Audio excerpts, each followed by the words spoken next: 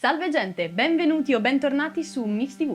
Io sono Queen of Mischief e oggi parliamo di serie TV e nello specifico di una che aveva tanto potenziale e che invece è finita nel dimenticatoio come tutti i buoni propositi per l'anno nuovo. Era il 2013, quando la 7 trasmetteva per la prima volta una serie TV di Neil Jordan, già conosciuto per il suo celebre Intervista col vampiro e Breakfast on Pluto. Questa volta Jordan aveva deciso di dare il via a una serie TV di genere storico, incentrata sulla celebre famiglia dei Borgia. Sì, parliamo di The Borgias, targata Showtime, che racconta in maniera più o meno romanzata le vicende di una delle famiglie più diaboliche d'Italia. Piena di intrighi e di complotti, sarò franca con voi, questa serie non ha goduto di una buona popolarità nel nostro paese, dove addirittura l'AIART, Associazione Italiana Telespettatori, ha chiesto che venisse posticipata. Infatti questa serie doveva andare in onda durante il conclave in seguito alle dimissioni di Papa Benedetto XVI.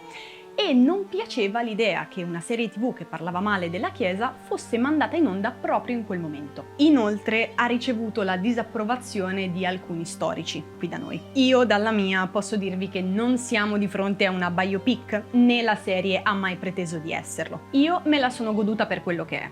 Una serie che si ispira ad eventi reali, ma che resta comunque un'opera di fantasia. Detto questo, passiamo alla serie vera e propria. Alla morte di Innocenzo VIII, nel 1492, Rodrigo Borgia cospira insieme al figlio maggiore Cesare per diventare papa e ottenere il seggio di San Pietro. Una volta sul soglio pontificio, il nuovo papa Alessandro VI inizierà a posizionare strategicamente tutti i suoi figli.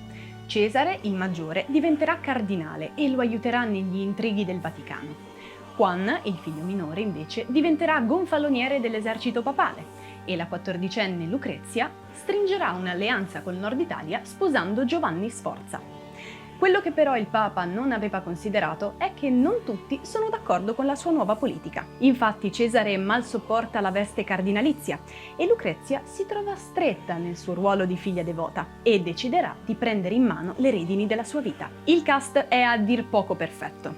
Troviamo Jeremy Irons nei panni di Rodrigo Borgia e su Jeremy Irons c'è poco da dire.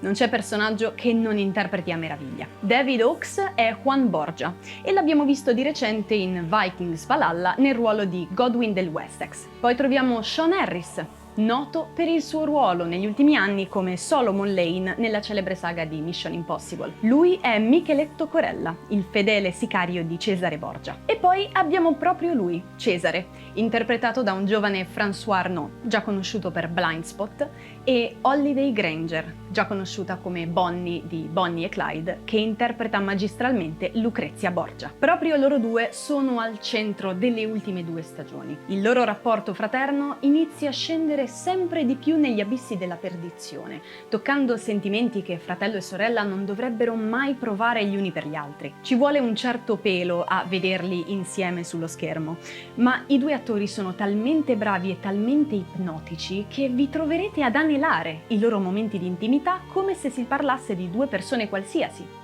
D'altronde, come dice anche Lucrezia, sembra che solo un Borgia possa davvero amare un altro Borgia, e quei brividi. Purtroppo, a causa di uno script troppo breve e di un finale che a quanto pare faceva acqua da tutte le parti, la serie è stata cancellata dopo la terza stagione, ma io vi invito comunque a recuperarla. C'è tutto: amore, potere, intrighi.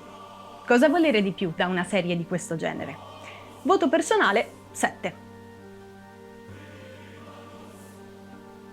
Anche per oggi è tutto. Non dimenticate di iscrivervi a Wikos e fatemi sapere se avete visto questa serie, se vi è piaciuta, se invece no.